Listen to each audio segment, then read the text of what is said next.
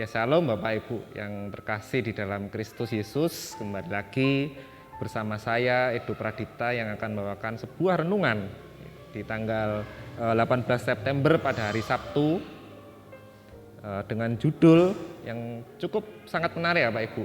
Munafik itu hina. Nah, bagian saat teduh kita hari ini terambil di dalam Matius 23 ayat yang ke-29 sampai yang ke-39. Saya akan bacakan satu natsnya saja. Yang terambil di Matius 23 ayat yang ke-29. Celakalah kamu, hai ahli-ahli Taurat dan orang-orang Farisi. Hai kamu orang-orang munafik, sebab kamu membangun makam nabi-nabi dan memperindah tugu orang-orang saleh. Nah, seringkali Bapak Ibu, ada orang yang dipandang hina karena perbuatan jeleknya dan perbuatan jujurnya yang mengakui bahwa dia bersalah. Nah, seringkali di zaman sekarang Bapak Ibu, orang mengakui kekurangannya malah dihina, diejek, bahkan dirasani dan lain sebagainya. Tetapi ada juga Bapak Ibu dan saudara sekalian, orang yang sangat pintar menyembunyikan dosanya, keburukannya melalui kata-kata, melalui tindakannya malah dipuja-puja. Nah, seringkali hal ini juga terjadi Bapak Ibu. Nah, kita bisa lihat, kita balik lagi ke Alkitab kita bahwa orang-orang Farisi dan ahli-ahli Taurat juga melakukan hal yang sama. Mereka memperindah kata-kata, mereka perbuatan mereka sungguh agamis sekali, tetapi mereka seringkali menyembunyikan aib mereka. Nah, aib dan dosa mereka ini termasuk dalam kemunafikan Bapak Ibu. Mereka ini memahami sekali ajaran agama, ayat-ayat, seluk-beluk Alkitab dan sebagainya, mereka paham. Tetapi apakah sama dengan perbuatan mereka? Tidak Bapak Ibu.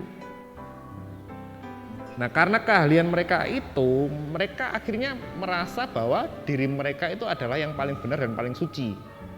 Mereka juga tidak mengindahkan apa yang Tuhan mau. Nah, kemudian mereka juga tinggal dalam kepalsuan dan seperti itu Bapak Ibu.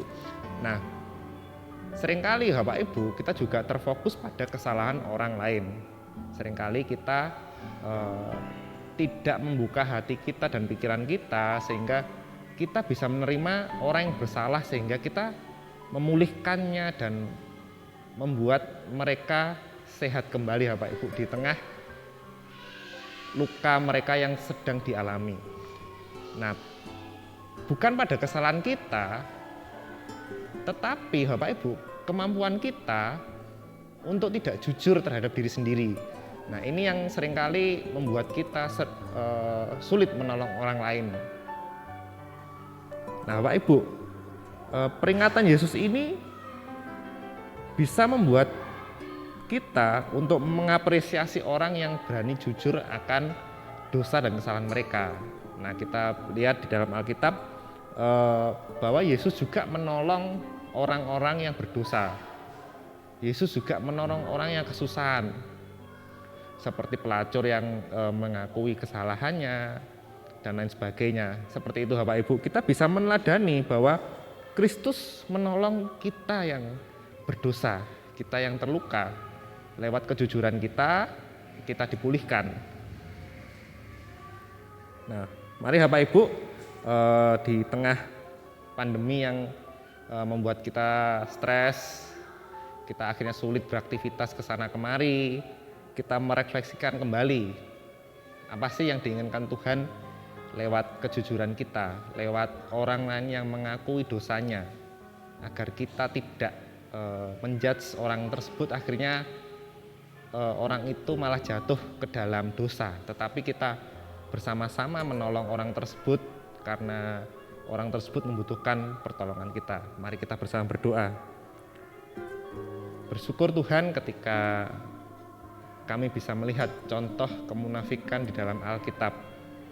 Melalui orang-orang Farisi dan ahli Taurat, kami belajar bahwa bukan kata-kata yang indah yang akan membuat kami berada di hadapan-Mu, tetapi dengan kejujuran kami atas dosa-dosa dan kelemahan kami bisa disucikan dan diubahkan. Amin. Terima kasih Bapak Ibu, selamat beraktivitas di akhir pekan ini. Jangan lupa besok beribadah kembali di gereja, tetap patuhi protokol, tetap jaga kesehatan, dan kita bisa bersama-sama kembali memuji dan memuliakan nama Tuhan di gereja. Selamat bekerja dan beraktivitas. Tuhan Yesus memberkati kita semua. Amin.